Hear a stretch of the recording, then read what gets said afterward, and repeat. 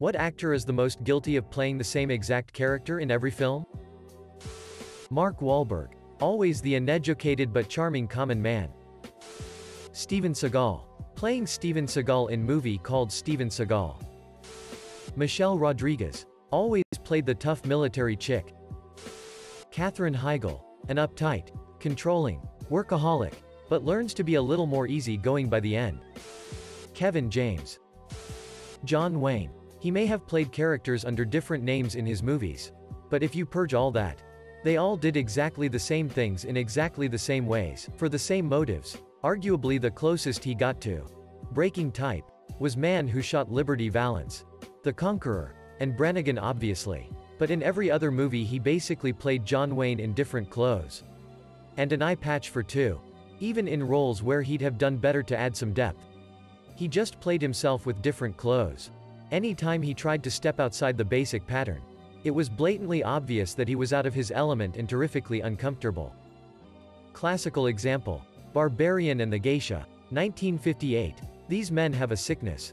Stay away from them. The very delivery of the dialogue was so forcefully stilted and uncomfortable that you'd have to work hard to find an actor who could deliver the lines worse. John Ratzenberger's character Cliff Clavin could have done it better. Edit. Note, if you haven't seen Quiet Man. There are spoilers below. Not sure why I should put spoiler alerts on a 68-year-old movie. But it is what it is. If you haven't seen Quiet Man but intend to, read no further. It's a good flick by JW standards. Everybody keeps saying Quiet Man was a departure. Yeah, sorta maybe-ish. It's an excellent film, done magnificently, and it stands, in my opinion, as some of his best work.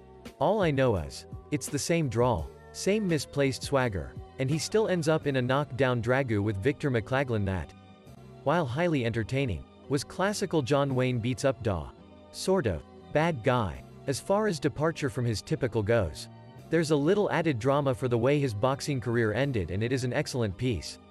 But it's still a John Wayne, John Ford collab. Take JW out of the flat cap and put him in a Stetson. It could be set in Kansas City. If we want to look for major departures, gotta say Ward Bond killed it playing a role he hadn't played in every film we'd seen him in. QM is a cowboy picture set in Ireland. It's different than his typical, but not overwhelmingly so. Put Gary Cooper, Kirk Douglas, even Burt Lancaster in there, and it's a masterpiece. As made, it's John Wayne with psychological baggage. Great film, one of my favorites, but it's still a typical predictable John Wayne movie. As soon as the plotline revealed that there was tension between Sean and Red, honestly I expected a gunfight. But the fistfight makes more sense. Until it doesn't.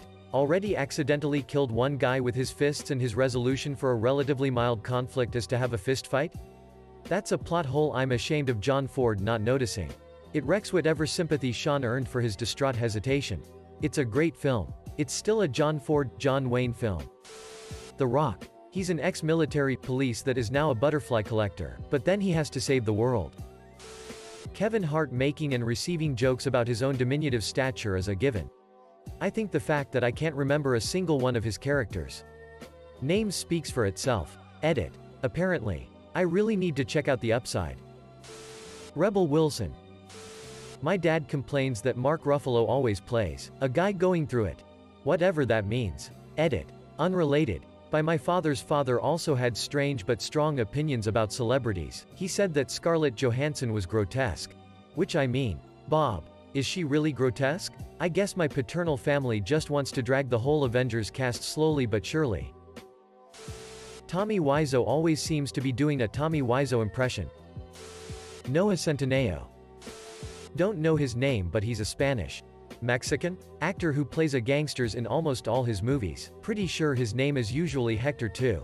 Bald head, white tank top, goatee. I think you guys know who I'm talking about. Noel Guglielmi is his name. Seth Rogen. He plays Seth Rogen on every possible movie.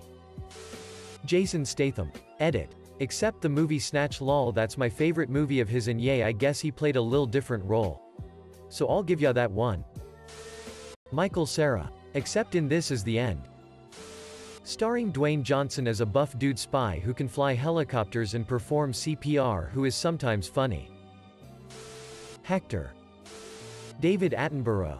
I've seen them all. Like, come on man. Mix it up a little. Play a waiter or a spy or a gay prostitute. Mark Wahlberg, the Boston guy always. Dwayne "The Rock" Johnson. Love the guy. But he seems to be in a lot of movies where he is just The Rock to me. Hugh Grant dithering, bumbling Englishman. David Spade, annoying American man teenager. Godzilla. Rob Schneider in every Adam Sandler movie. Owen Wilson. Zooey Deschanel. If Manic Pixie Dream Girl characters formed their own country, she would be their god empress. Paul Rudd. It's almost always fair to assume that he'll be playing some sort of lovable goof in a movie. Edit. I'm not saying Paul Rudd doesn't have range as an actor. All I'm saying is a lot of his characters have that similar lovable goof personality to it. Introducing Kevin James as lovable fat American guy and Rebel Wilson that has lovable fat Australian girl. Emma Roberts as the mean girl brat. Sean Connery. Always the shame. Jed starred in White Fang. 1991. White Fang 2. Myth of the White Wolf. 1994. The Journey of Natty Gann. 1985. And The Thing. 1982. He was born in 1977 and died in June 1995. He was a Vancouver Island wolf Alaskan Malamute hybrid. Wikipedia. Ryan Reynolds. Same quirky guy who speaks in overly written quips. Aubrey Plaza. Always a scary, edgy, funny because she's being serious vibe. Not a bad thing. I am just starting to think they're just recording her being herself after she wandered on set. If you don't know her, think Parks and Rec. Samuel Jackson. All of his characters say mother *CKA in one way or another. Bruce Willis. In the 80s he was the guy from Moonlighting, cocky, punchy, streetwise and lots of quips. Then he became McClane, a cockier, punchier version of David Addison. Ditto Pulp Fiction, where he kinda had a darker edge but still the quips. Then the Shyamalan movies, where he got darker still and more serious. He's evolved. But it's like he's just playing the same character. Just older and more serious each time. The one time he went played against type. In Friends. As the guy who couldn't stop crying. It was such an inside joke. Jason Uptight Businessman Bateman. Arnold Schwarzenegger. In his defense no one is complaining. Woody Allen. He plays Woody Allen always. Jesse Eisenberg, the dude from Zombieland. Social Network and Now You See Me. Among others. Always plays a stuck-up narcissistic asshole who comes across as thinking he's God. I'm pretty sure he's not even acting. Just rocks up and starts talking down to everyone. Melissa McCarthy playing Melissa McCarthy with different hair. 74 comments and how the fuck has Michelle Rodriguez not been mentioned yet? Seth Rogen as a lazy stoner in literally every movie. Most of the cast of It's Always Sunny. I love the show and I love them.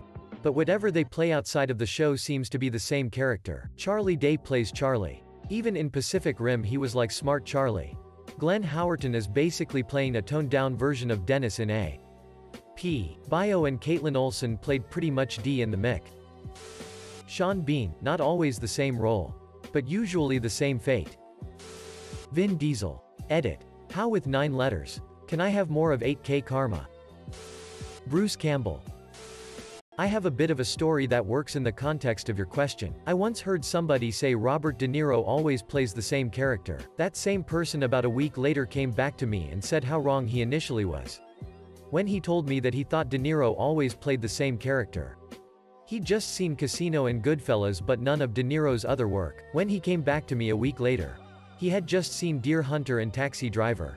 To anyone who thinks Robert De Niro isn't a very versatile actor, you are completely mistaken. Jeff Goldblum. But that's exactly why we love him. Jason Statham is this serious dude with an accent that knows how to fight and cannot be killed whatsoever. And I fucking love him. Dan Trejo. Stan Lee. Will Ferrell and Seth Rogen. Will Ferrell.